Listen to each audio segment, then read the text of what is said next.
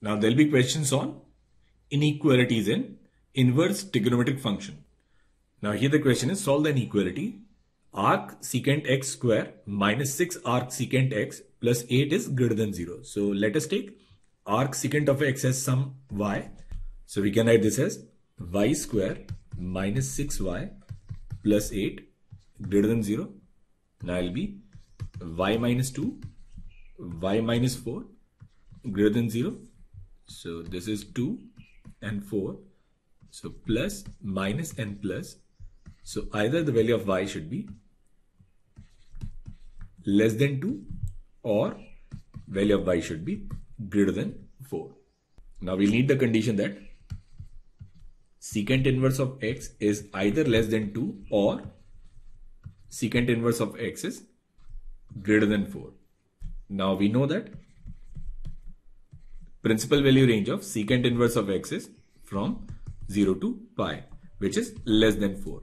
So we won't get any solution in this interval. So the only condition that we are getting in this case is secant inverse of x is less than 2. Now we'll draw the graph of secant inverse of x. Then it is 0, pi by 2 and pi.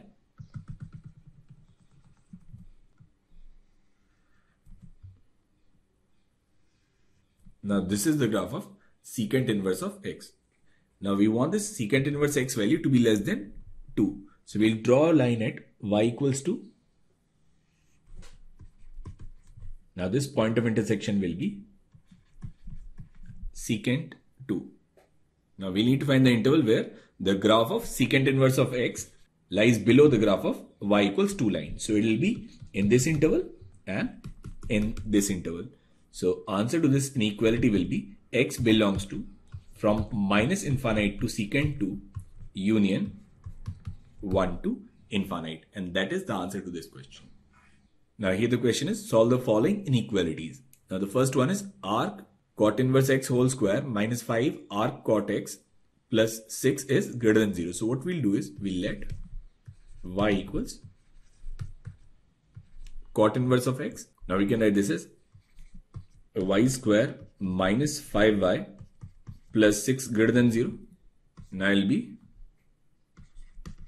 y minus 2, y minus 3 greater than 0. Now this is 2 and 3. So it will be plus, minus and plus. So we'll get the condition that either the value of y is less than 2 or the value of y is greater than 3. Or cot inverse of x, it should be less than 2 or cot inverse of x should be greater than 3. Now we'll draw the graph of cot inverse of x. Its principal value ranges from 0 to pi, both not inclusive.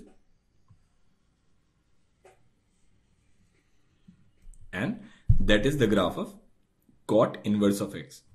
Now we'll draw a line at y equals 2 and y equals 3. So this is y equals 2 and this is y equals 3.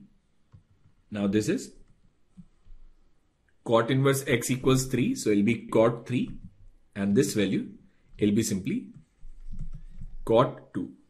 Now we need the portion of graph which is either below this y equals 2 line, which is this region, or which is above y equals 3 line, which is this region.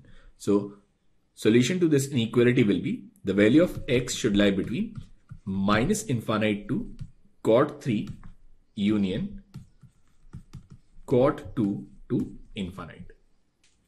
Now the second question is, solve this inequality. Sin inverse of x is greater than cos inverse of x. So we'll draw both the graphs.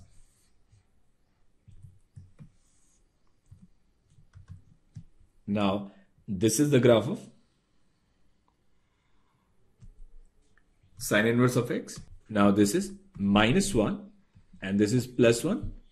This is pi by 2 and it is minus pi by 2. Now we'll draw the graph of cos inverse of x. It'll be pi at minus 1 and then at 0 it'll be pi by 2 and at 1 it'll be simply 0. So first we'll need to find this point of intersection where sine inverse of x is equal to cos inverse of x. And we know that they'll be equal when they are both pi by 4 and the value is 1 by root 2. Now we'll need to find the region where sine inverse of x is greater than cos inverse of x. So we'll need to find the region where graph of sine inverse of x lies above the graph of cos inverse of x, and it lies in this interval. So answer to this question will be x belongs to 1 by root 2 to 1. Now the third one is tan square of sine inverse of x, and it is greater than 1. Now we'll take sine inverse of x as theta. We'll get sine theta equals x. Now this is theta, this is x, this is 1, and it will be under root of 1 minus x square. Now tan theta here will be x upon under root of 1 minus x square. So we'll write x upon under root of 1 minus x square whole square, and it should be greater than 1, which is x square upon 1 minus x square, it is greater than 1. So we'll write x square upon 1 minus x square minus 1, it should be greater than 0.